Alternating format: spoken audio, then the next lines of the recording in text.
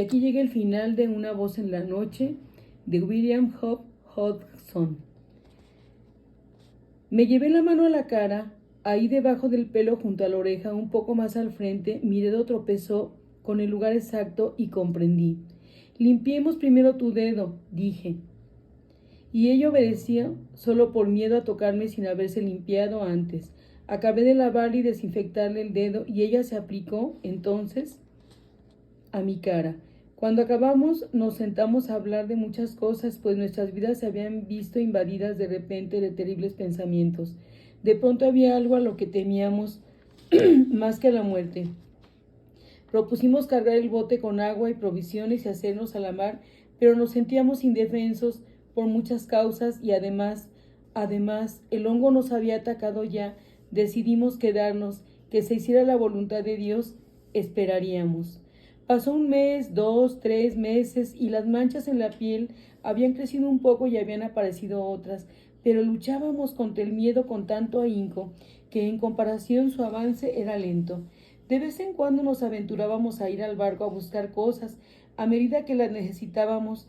Allí el hongo seguía desarrollándose con persistencia.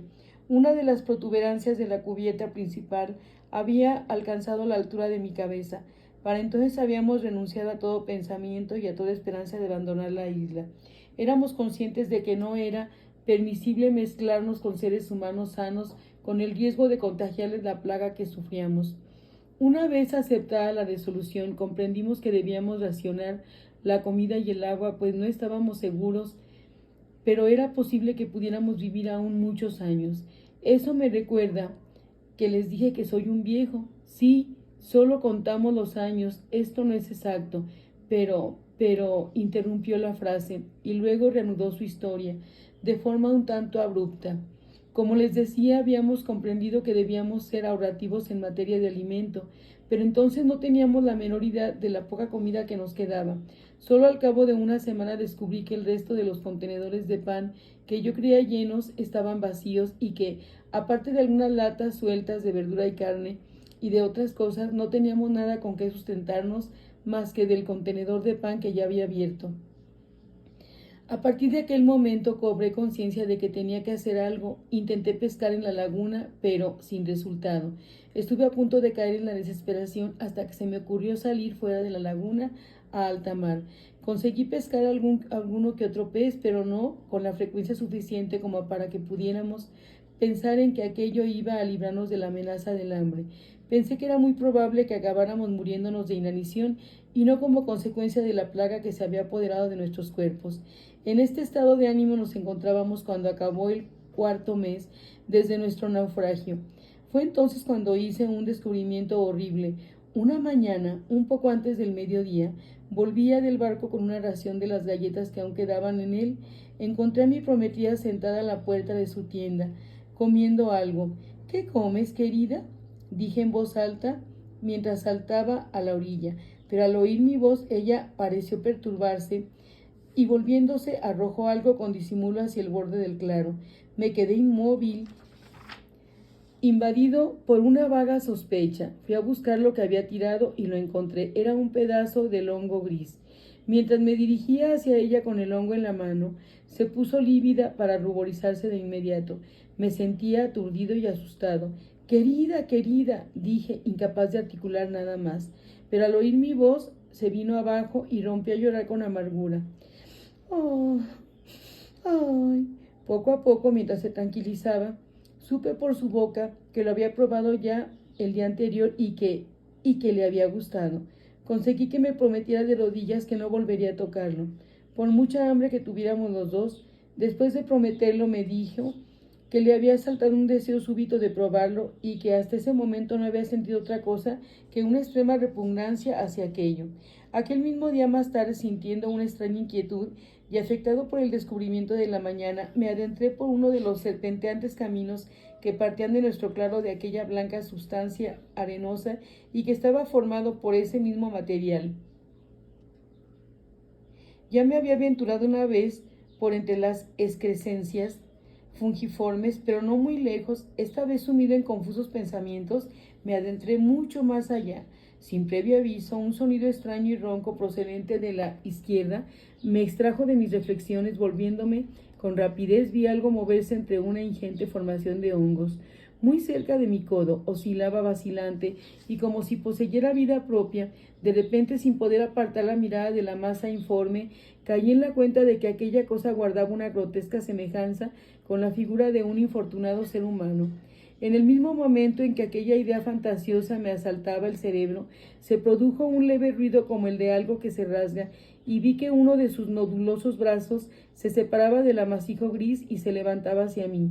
La cabeza de aquella cosa, una bola gris sin forma, se inclinó en mi dirección y yo permanecí estúpidamente inmóvil hasta que el maligno brazo me arañó la cara.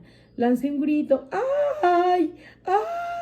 De miedo y se me apagó la voz. Retrocedí unos pasos.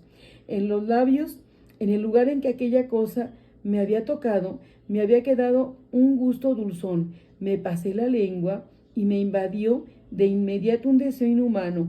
Me volví y arranqué un pedazo de la masa de hongo y luego otro y otro. Sentía un deseo insaciable mientras seguía devorando los pedazos.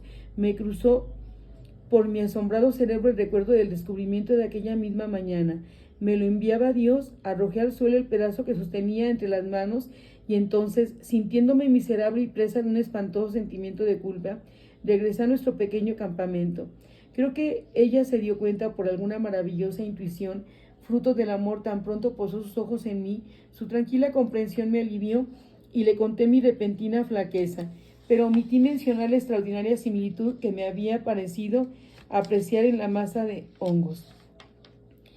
Deseaba ahorrar un terror innecesario, pero a mí la idea se me hacía cada vez más insoportable y alimentaba un terror incesante en mi cerebro, pues no me cabía ya duda de que había sido testigo del final de uno de los hombres que había ido a parar a la isla a bordo del barco anclado en la laguna, porque junto con aquel monstruoso final había presenciado también el nuestro. A partir de entonces nos abstuvimos de aquel abominable alimento, si bien el deseo de él nos penetraba hasta los huesos.